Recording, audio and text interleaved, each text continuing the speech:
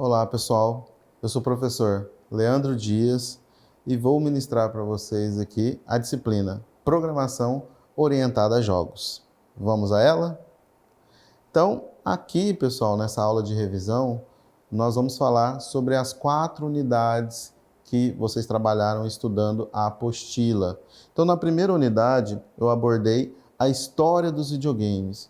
E nessa história dos videogames, nós falamos sobre os fenômenos, sobre os estúdios e sobre uma visão geral dos gêneros que compõem essa história dos jogos.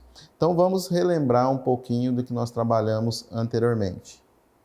Então, na unidade 1, História dos Videogames, nós não podemos esquecer, óbvio, das pessoas, né, dos personagens humanos, aqueles que desenvolvem e que iniciaram toda essa trajetória, que hoje vocês estão entrando no mercado, ou alguns já atuam na área, e eu que já estou aí na caminhada há um tempinho, né? Então aqui nós temos o William e Steven. Nós não podemos esquecer desses 2 personagens, pessoal. Esse aqui foi o cara que desenvolveu o primeiro jogo do mundo, ou seja, o Tennis for Two, ou seja, tênis para 2 pessoas, que era aquelas bolinhas oscilando de um lado para o outro na tela. Não era um jogo complexo, com narrativa, com história, com N tipo de histórias dentro do jogo, como a gente joga hoje. Não, mas foi ali o primórdio para que desse o pontapé inicial para que nós pudéssemos chegar hoje no estado que nós estamos. E o Steven, esse outro aqui, 2 senhores, os 2 estão vivos até hoje, pessoal, moram nos Estados Unidos até hoje. Ele desenvolveu, né, um dos jogos mais, mais adorados naquele período ali da década de 60, que é 1960 e poucos, que foi o Space of War. O que seria isso? É um jogo de espaço. O primeiro jogo que a gente imaginou o espaço dentro do jogo. E o jogo era tão simples, pessoal, que era como se fosse um buraco negro no centro do jogo e 2 navinhas que eram atraídas pelo buraco negro. E durante essa atração, um tinha que eliminar o outro. Então, um soltava um tirinho daqui, outro soltava um tirinho dali. Nada mais que isso. Praticamente eram esses 3 pontos e alguns pontinhos no espaço, representando as estrelas. Mas se não tivessem sido esses 2 personagens fundamentais da história, talvez hoje a gente não estaria da forma que a gente está nesse mercado tão grande e tão bacana que é o universo dos games. E aí, obviamente, eu não poderia deixar de falar quando a gente fala de história de jogos, dos consoles, né? Existem N consoles, né? O mais famoso dele foi o Atari 2600 no período de 1980, ok? Então foi aquele que deu o boom no mercado de jogos. Praticamente todo mundo começou a utilizar os consoles em casa, comprar para os filhos e utilizar para diversão. Depois vieram os mais conhecidos, PlayStation surgiu ali na década de 90 e aí começou a crescer também a quantidade de jogos, porque ali foi a introdução do CD, ou seja, o CD tinha uma capacidade de memória e de armazenamento muito maior do que o cartucho. Eu ia falar disquete, mas era cartucho, pessoal. Aquele cartucho quadradinho que era do Atari 2600, por exemplo. Vocês podem fazer uma pesquisa na net que vocês vão achar. Existem hoje jogos que são utilizados ainda do Atari, adaptado para esse nosso novo universo, as TVs Smarts, ok? Então, mas foi ali que deu início, então, ao pontapé para que a gente pudesse ter esses consoles que fizeram a cabeça e fazem a cabeça das pessoas até hoje. Óbvio, será que o console vai durar muito tempo, pessoal? Se a gente analisar historicamente toda essa mudança radical que teve aqui de um para o outro e agora com a realidade aumentada e virtual, óculos, né, que já nos leva a essa questão, consoles que a gente não precisa mais ter controle na mão, nós controlamos pelo nosso próprio corpo. Então, a evolução é constante nesse meio e é muito rápido, pessoal. Então, a gente tem que estar antenado com todas as novidades constantemente. E óbvio, na história dos jogos não tem como eu não falar dos mega sucessos, né? Nós temos N sucessos na área dos games. Nós temos o Pac-Man, nós temos o Super Mario, né? Aqui eu tenho o Copa, que é o principal inimigo do Super Mario, para quem já jogou Super Mario. Tem o Sonic lá em cima, que é da minha época também. Tem o Mega Man lá em cima. Então tem N personagens aqui, né? Para que a gente possa conhecer. Donkey Kong, que eu joguei muito também. Street Fighter, tem alguns jogadores aqui, como vocês podem perceber. Então tem os mais antigos e tem também os mais atuais. Então, óbvio que quando a gente fala desse contexto histórico, nós não podemos nunca esquecer dos personagens, dos jogos e dos consoles. Essa é a base da construção para que a gente possa desenvolver melhores e maiores jogos de acordo com o que já foi construído e já foi passado para nós. E eu deixo aqui para o final dessa unidade que vocês conheçam, quem não teve oportunidade, né, de jogar esse jogo que eu curti muito durante muito tempo na minha vida, que é o primeiro Street Fighter, pessoal. Então quem não conhece vai ter oportunidade de conhecer um pouquinho desses jogos, ok? Além dele, nesse vídeo, existe uma gama de outros jogos desse período aqui, década de 80 e início de 90. Então, bom proveito!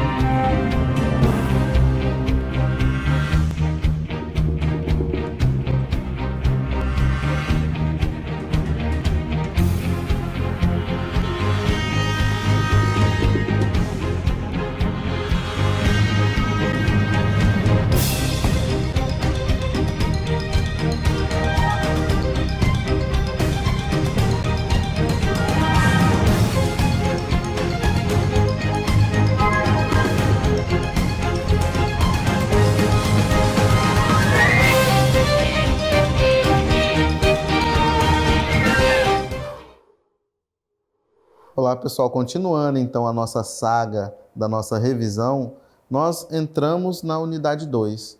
E na unidade 2 nós abordamos o design de jogos, desculpa. O design ele está muito linkado a quem é o design de jogo, ou seja, quem é essa pessoa, um modelo de jogo, o jogo em si, o jogador e as experiências que são proporcionadas a esse jogador. Então aqui nós falamos literalmente do designer do jogo, ou seja, o personagem que desenvolve o jogo, o que é necessário que ele conheça, o que é necessário que ele entenda. Ele tem que entender qual é a experiência que ele vai querer passar para o jogador, como o jogador vai agir com relação àquela questão que ele está colocando, o jogo em si e o design. Além, óbvio, da sua interface, ou seja, tudo vai ter que se comunicar. A história que está sendo contada, o mundo que está sendo construído, as ideias que estão passando por ali, os insights que o personagem vai ter, isso tudo vai estar linkado na interface a qual esse jogador está interessado. Então, nós, como designers de jogos, a gente tem que pensar em todas essas questões. Então, não é tão simples quanto muitos podem imaginar, mas também não é nada de outro mundo. Basta realmente dedicação, pessoal, que todos nós podemos construir. E aqui, falando um pouquinho então dessa construção do jogo, nós vimos o jogador, o jogo em si, e aí nós temos que trabalhar muito essa dinâmica, né, para que o jogador realmente se interesse por aquele tema que nós estamos colocando à frente dele. E para isso nós temos que entender da motivação. Então existe a motivação intrínseca e a motivação extrínseca. Aqui vocês podem observar que ele parece um octógono. Parece não, ele literalmente é um octógono. Isso significa o quê? Que ele tem 8 lados para que a gente possa pensar. Então 4 a gente determina que para motivação intrínseca e 4 para motivação extrínseca. Mas 2 literalmente fica nesse meio de campo. Ela pode ser tanto extrínseca quanto intrínseca, dependendo da forma que você atua e desenvolve. A motivação intrínseca, por exemplo, o apoderamento criativo. Então a criatividade aqui é muito alta.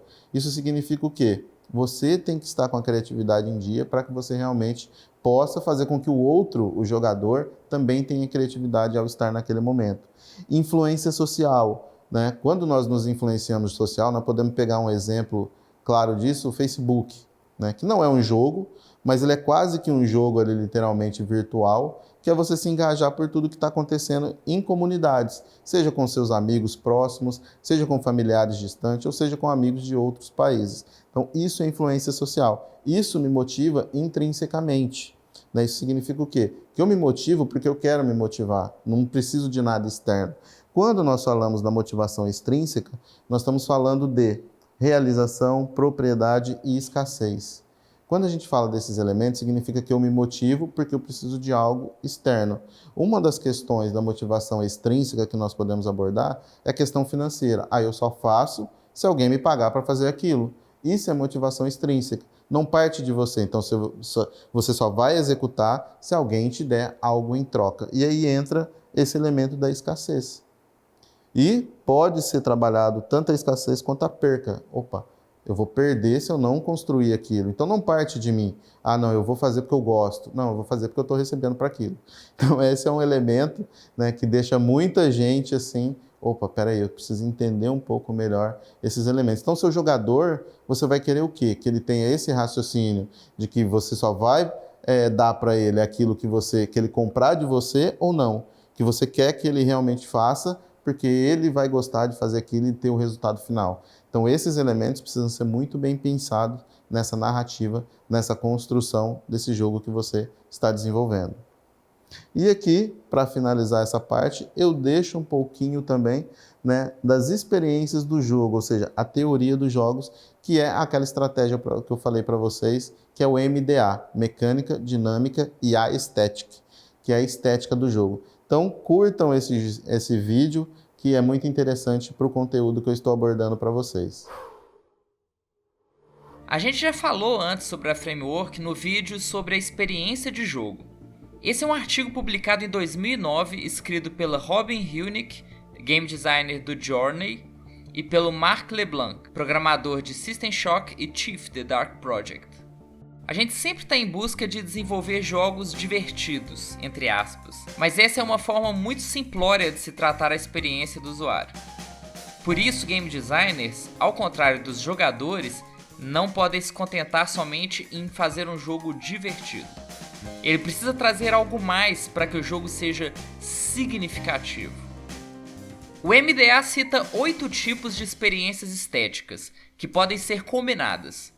Eu não vou descrever um por um, até porque pessoalmente eu não curto muito essas subdivisões. Mas como não existe uma grande unificada fórmula ou teoria para a combinação e proporção dos elementos que vão compor o que chamamos de diversão, Esses tipos são termos que a gente vai usar para melhor descrever cada diferente experiência. Isso vai dar uma luz para a gente entender por que jogos diferentes interessam a jogadores diferentes e, claro, fundamental para quem deseja projetar uma experiência muito específica para o seu jogo. Você pode jogar Call of Duty tanto no modo online competitivo como no modo história contra o computador. Mesmo que seja o mesmo jogo, a experiência do jogador é diferente. No modo online, a competição e o desafio são a experiência projetada, enquanto no modo história, por mais que exista desafio, a fantasia e a narrativa são as experiências dominantes. De acordo com o MDA, a perspectiva de criador e jogador são diferentes.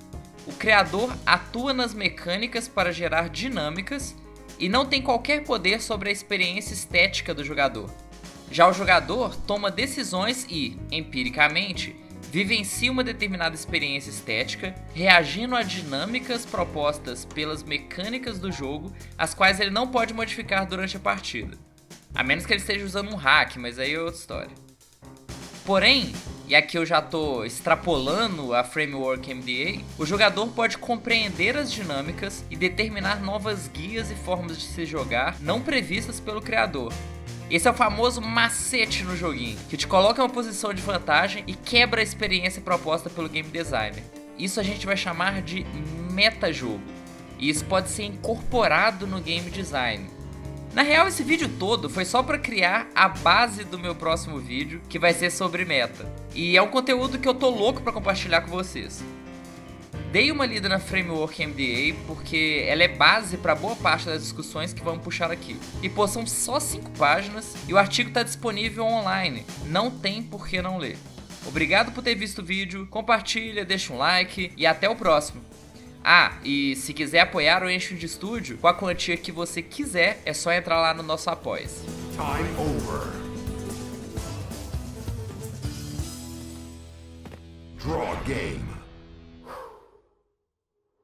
E continuando a nossa revisão, então, vamos entrar na unidade 3. Na unidade 3, nós falamos ainda do design de jogos, mas falando dos elementos dos jogos, das interfaces, do sistema de jogo, do conteúdo em si e do designer ou profissional. Lá nós falamos do designer anteriormente, né, mas do designer a pessoa que pensa, e aqui o designer profissional. Então, quando nós falamos de elementos de jogos, eu não consigo falar de elementos de jogos e não abordar a gamificação.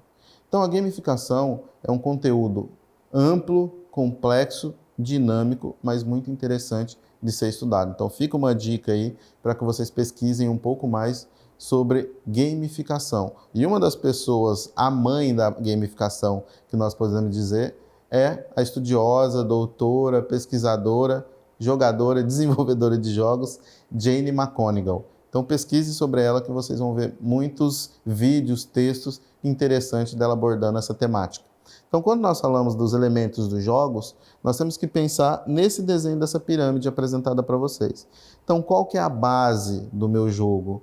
Né? Será que eu vou colocar níveis? Será que eu vou criar times? Será que eu vou criar coleções? Será que eu vou criar um gráfico social?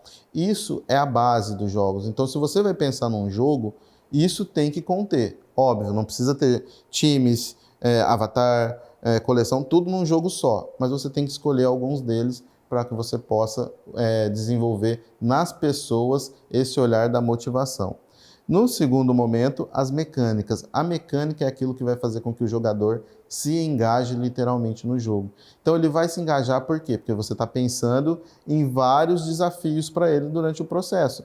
Seja desafio de vencer o inimigo, seja um desafio de enfrentar o seu colega, seja um desafio de ter que ultrapassar uma montanha. Isso são desafios. Isso vai fazer com que ele busque cada vez mais chegar no topo da pirâmide, que é o quê? As dinâmicas. As dinâmicas são as progressões, são as narrativas, as restrições. Opa, peraí, eu não posso entrar nessa porta. Por quê? Porque você está restringindo ele a fazer aquilo. Mas por que você está restringindo? Porque eu tenho uma mecânica que ele vai ter que competir para que ele faça aquilo e ultrapasse aquela fase. Então, é dessa forma. Mecânica e dinâmica trabalham em conjunto. Eu não posso ir direto dos componentes para dinâmica e nem da dinâmica para mecânica. Eu tenho que ser uma construção quase que linear, né? Mas sempre trabalhando esses 3 elementos. Esses 3 elementos são fundamentais para a construção e para o desenvolvimento do meu jogo. E aqui, quando a gente fala do trabalho do design em si, nós falamos muito da questão da criatividade. O design, por natureza, já é visto por outros profissionais como aquela pessoa criativa, né? Só que a criatividade, óbvio, ela não acontece assim no estalar de dedos e nem como a imagem mostra e como a gente assiste em muitos desenhos, que é aquela lâmpada que aparece em cima da cabeça da pessoa quando ela está tendo uma ideia. A criatividade é um processo. Então você não pode exigir que a pessoa seja criativa da noite para o dia, né? De uma hora para outra, na pressão. Mas isso precisa ser construído. E é por isso que eu gosto sempre de falar e abordar isso nas minhas aulas para os meus alunos. Lembrando que a criatividade é uma das soft skills mais desejadas pelo mercado, ok? Então, a área de games exige que você seja criativo. Mas, como eu disse, você não vai conseguir isso da noite para o dia. É um treino. Assim como a gente treina na academia para deixar os nossos músculos fortes, a gente precisa treinar a criatividade para que a gente deixe o nosso cérebro criando N tipos de associações. E uma das formas de nós estimularmos o nosso cérebro de forma criativa são trabalhar técnicas. E uma delas, que eu gosto muito de utilizar no meu dia a dia, é a chamada 6 chapéus do pensamento, que ela foi desenvolvida por um psicólogo chamado Edouard de Bono. E ele aborda os seguintes elementos. Quais são esses 6 chapéus? São o chapéu branco, azul, amarelo, preto, vermelho e verde. O que isso significa? Cada um deles tem uma função quando você está desenvolvendo algo. Então, você está desenvolvendo um jogo, ok, não é porque você está desenvolvendo o jogo que ele está perfeito, que ele está tudo ok, não tem que mudar nada. Então, nesse momento, você pode utilizar o chapéu da crítica. Opa, peraí, mas será que essa construção, será que essa narrativa, será que essa ideia realmente flui, está fluindo? Então, você tem que ser crítico consigo mesmo. Então, esse chapéu aborda essa questão. Outro chapéu, por exemplo, é o branco. O branco é fatos e dados, nada além disso, desculpe. Então, por exemplo, no branco você vai falar, opa, peraí, esse personagem vai ter essa função, ele vai vestir essa roupa, ele vai passar por esse estágio, ponto. Não tem mais detalhes ali, você vai descrever o que vai acontecer, simplesmente um fato acontecendo, ok? O azul já é aquela questão de controle. Opa, peraí, eu também tenho que parar aqui para analisar determinada situação, também não posso enrolar demais. Ah, estou sendo muito crítico. Opa, peraí, deixa eu usar o chapéu do controle para também não extrapolar essa criticidade tanto assim. Da mesma forma que o amarelo é você pensar nos benefícios. Qual é o benefício que aquele jogador vai estar tendo ao usufruir do seu jogo? O que ele vai estar ganhando com aquilo? Então é interessante você pontuar todos esses elementos. O verde é literalmente um momento de criatividade. Então, peraí, as ideias, o rascunho, protótipo está pronto? Ok, mas deixa eu viajar um pouquinho mais. Será que dá para colocar mais algum elemento? Será que dá para inserir algo a mais? Será que dá para inserir um outro inimigo? Então é o momento de você explorar o seu lado criativo. E, para finalizar essa nossa terceira unidade, eu coloco um vídeo bem interessante para vocês que vai abordar o que é a criatividade. Então, bom proveito, bom vídeo e a gente se vê adiante. Você sabe o que é criatividade? Fica comigo que eu vou te contar.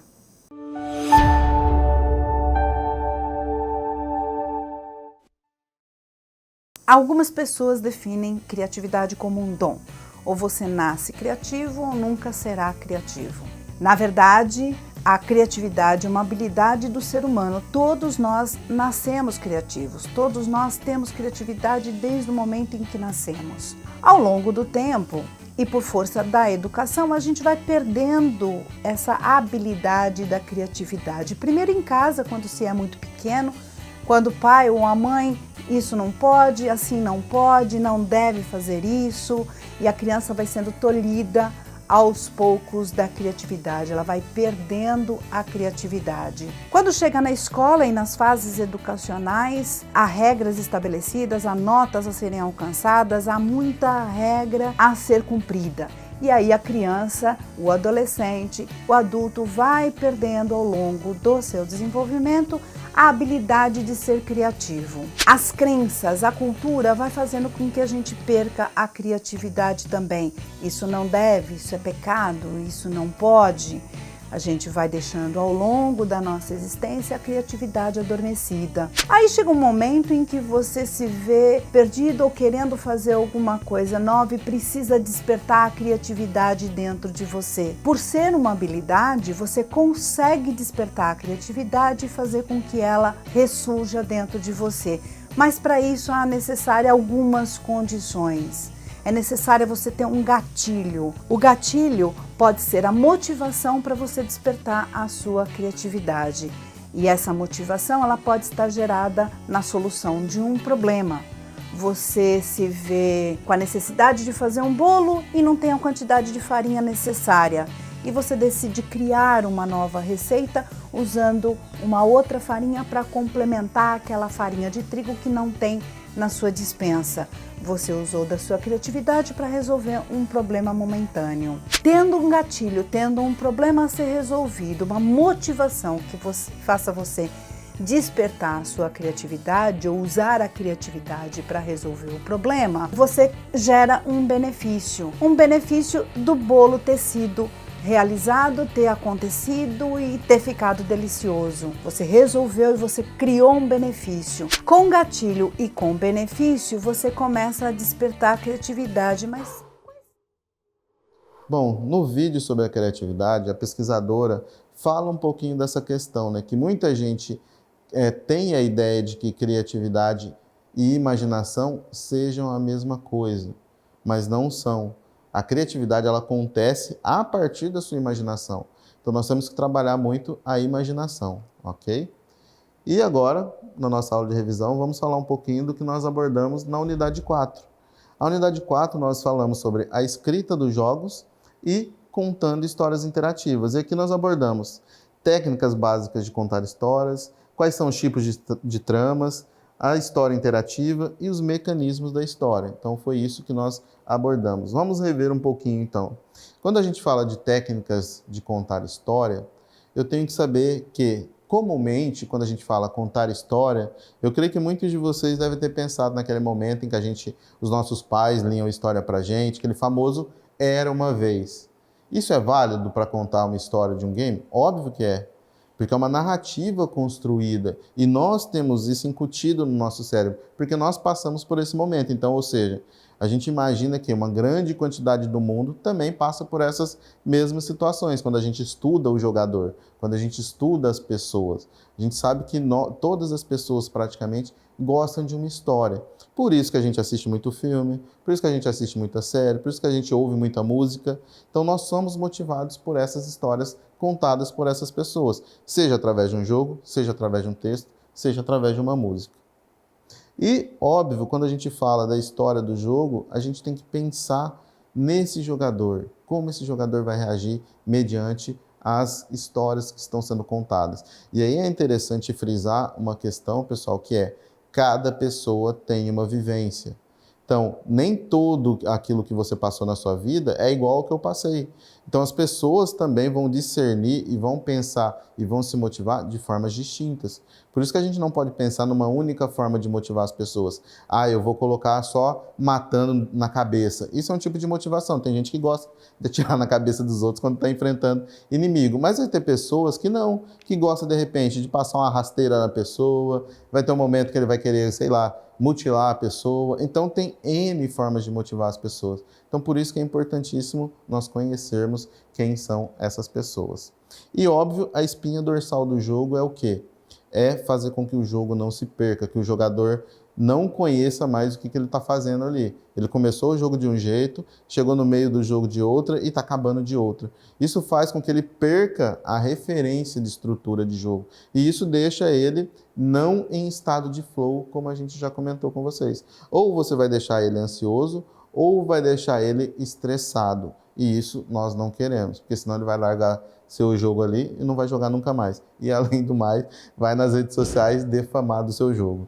Então, nós temos que estar antenado a todas essas questões.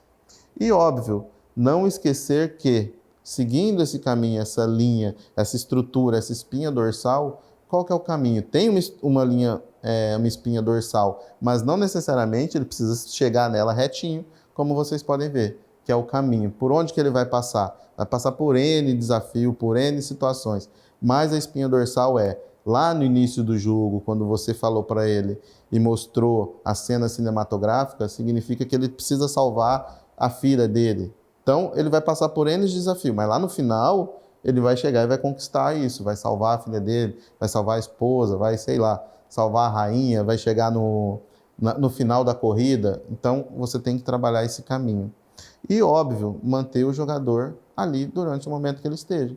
Então, é muito amplo, é muito complexo, mas é muito interessante, pessoal, conhecer todos esses elementos, toda essa narrativa, todo esse conteúdo histórico, para que a gente possa desenvolver cada vez mais elementos que façam com que nossos jogadores se interajam com o nosso jogo e participem do jogo, que é isso que nós queremos. Eu não quero um jogador ali simplesmente executando uma ação, não, eu quero que ele participe do jogo, que ele seja uma parte fundamental do nosso jogo, ok?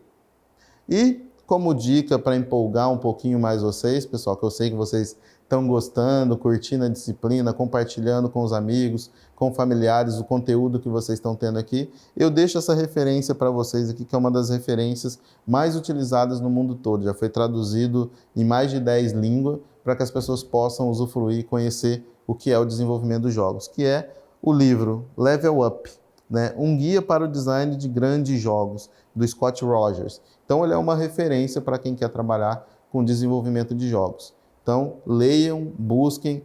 Quem puder comprar, quem não puder, você acha em PDF na internet, aí fica um pouco mais barato para você imprimir, ou leia online, que também não tem custo nenhum, já que você vai baixar o PDF. Mas leiam, pessoal. É uma dica importantíssima de referência para que vocês possam cada vez mais galgar degraus mais altos na carreira de vocês. E aqui, vamos falar um pouquinho e abordar das atividades que eu passei para vocês. Então, tem o fórum, que vocês têm que fazer, desenvolver e executar a atividade que foi passada para vocês. E no fórum, né, nós contamos um pouco da questão da história do jogador e da pessoa que está pensando em desenvolver os jogos. Então, o que você busca como desenvolvedor de jogos, para que você pense no jogador em si. Então, eu deixo aqui essa pergunta do fórum para vocês, para que vocês possam executar a atividade. Você já deve ter ouvido falar que a arte de contar história é uma ótima estratégia para ser usada em diversos meios, como educação, marketing ou construção de marcas. Mas você já parou para pensar na importância de um bom storytelling nos games? Então aqui vocês vão utilizar um pouco da narrativa, da contação de história que eu trouxe para vocês, dos tipos de tramas que a gente falou durante as aulas, para que vocês possam responder essa atividade com qualidade, pessoal. Aguardo respostas bem interessantes, feedbacks bem bacana dessa questão, ok? E a nossa próxima atividade, chamada de APA, né, Atividade Prática de Aprendizagem, eu deixei a seguinte pergunta para vocês. A respeito dos usos dos elementos da gamificação no desenvolvimento de um jogo de ação em primeira pessoa, quais seriam os elementos responsáveis por atribuir coerência e padrões regulares à experiência do jogador? Lembrando que quando eu falei de gamificação, só fazendo um adendo, pessoal, eu estou falando daquela pirâmide. Lembra? Né? Que nós temos os componentes, as mecânicas e as dinâmicas. Então é isso que eu quero que vocês abordem, quais são os elementos para um jogo de primeira pessoa, tipo um Counter-Strike da vida, que você vai precisar pensar para que realmente esse jogo seja desenvolvido. Então, bom proveito, boas atividades, bons estudos, boa prática. E deixo aqui para vocês as referências utilizadas para montar essa aula de agora. Pessoal, desejo muito sucesso a todos, que todos alcancem os objetivos desejados com relação a essa disciplina, assim como um dia, há 10, 15 anos atrás, eu comecei, assim como vocês estão iniciando nessa fase de jogos, aprendendo, desenvolvendo, modelando, e hoje atuo na área, não só como professor, mas como profissional da área de desenvolvimento de jogo, e espero um dia poder conhecê-los aí, e trilhar o mesmo caminho, cruzarmos as nossas jornadas e trocar figurinha aí daqui a alguns anos. Obrigado e até uma outra oportunidade. Sucesso a todos!